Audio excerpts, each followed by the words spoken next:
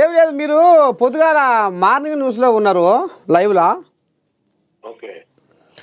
ఇది ఏం తాత మరి ఇప్పుడు రేవంత్ రెడ్డి సై అంటే సై అంటుండు, తగ్గేదేలే అంటుండు, మరి జంతర్ మంతర్ కాడ ధర్నా అంటుండు. మరి ఏంది ఈ బీసీ కథ ఏంది? మరి మీరు బీసీ రిజర్వేషన్ 42% అని ఆశ పెట్టి ఇస్తారంటే ఇస్తుంది. హైకోర్టు గడువు కూడా అయిపోయా, ఇంకెప్పుడు ఇంకెప్పుడు ఇంకెప్పుడు అని మీకు గడువు ఇచ్చే గడువు కూడా అయిపోయా. మరి ఇది అవుతుందా కాదా? మరి ఎట సంగతి? ఇప్పుడు ఏం ఉపాయం చేయబోతుర్రు? మరి ఢిల్లీలో తాడో పేడో తెలుసుకోవాలి బీసీ రిజర్వేషన్లపై అని పెద్ద మనిషి రేవంతమయ్య అంటుండు. మరి ఏం ఉపాయం చేస్తున్నారు తాత? మీకు ముందు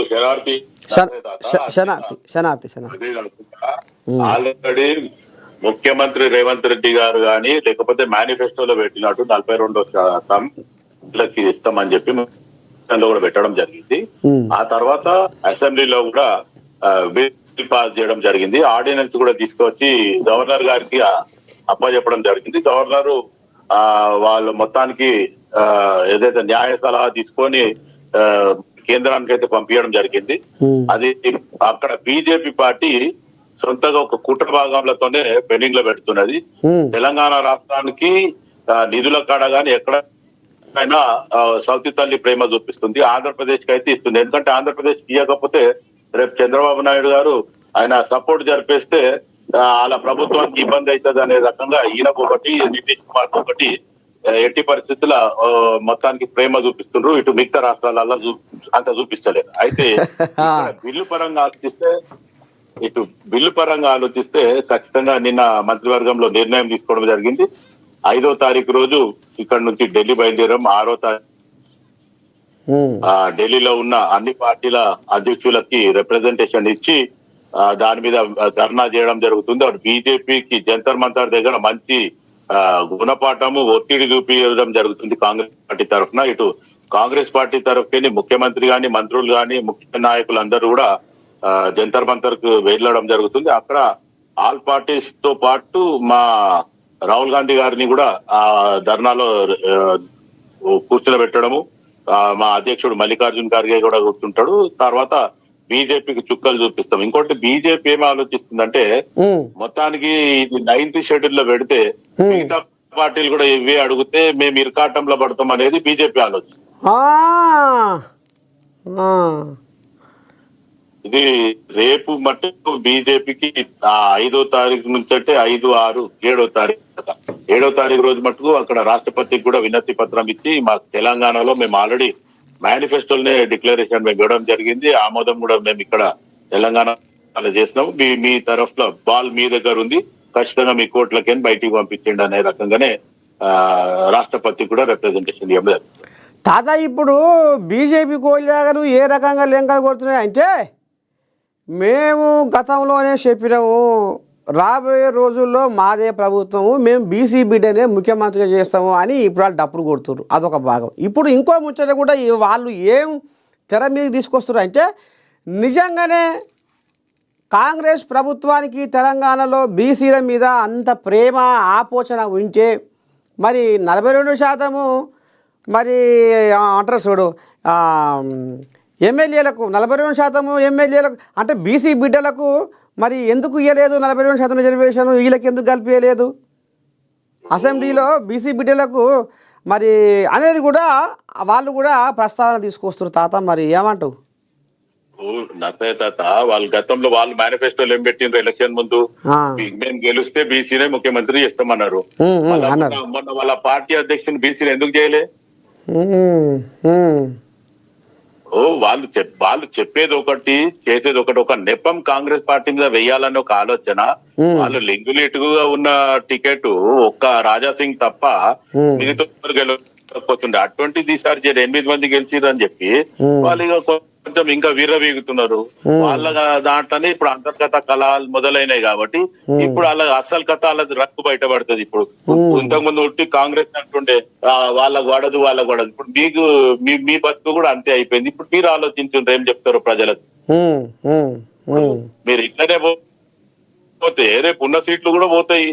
ఇప్పుడు ఆల్రెడీ రాజాసింగ్ ని బయటికి పంపించారు. ఇక మిగతా మీకే కలహాలు ఉన్నాయి. బీజేపీలు చెప్పడం ఒకటి, చేయడం ఒకటి.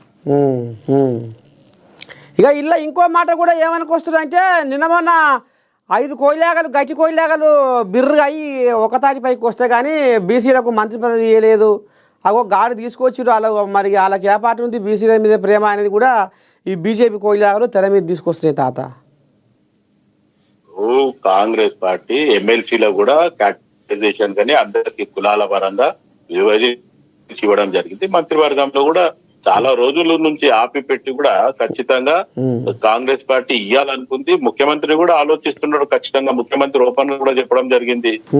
ఇప్పుడు మా రాహుల్ గాంధీ గారే మొదలు పెట్టింది ఇస్కి ఇస్తేదారి ఉస్కి ఉత్తి అని. అంటే ఎవరు ఎంత మంది ఉన్నారో అంత పర్సంటేజ్ వాళ్ళకి రావాలనేది పార్లమెంట్ నే స్తంభింపజేయడం జరిగింది మా రాహుల్ గాంధీ గారు.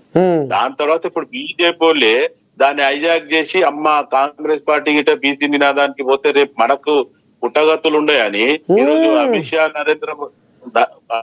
నరేంద్ర మోదీ ఏం చేస్తుండు, మేమే బీసీ కులగణన చేస్తాము 27 నుంచి కంప్లీట్ అయిపోతుంది అని చెప్తుంటున్నారు. ఓహో, అందుకనే ఇక మరి రేవంత్ చేసిన కులగణన ఏదైతే ఉందో అది రాహుల్ గాంధీని మెప్పిస్తందుకే చేసిండు.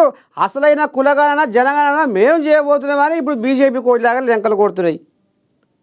అంతే అంటే ఇప్పుడు మీరు చేసిన తెలంగాణలో మీరు చేసిన బీసీ కులగణన ఇది రాహుల్ గాంధీ మెప్పు కోసమే చేసిరు. కానీ అసలైన కులగణన జనగణన మేము చేయబోతున్నామని ఇప్పుడు వాళ్ళు అంటున్నారు. మరి వాళ్ళకేం చెప్తావు?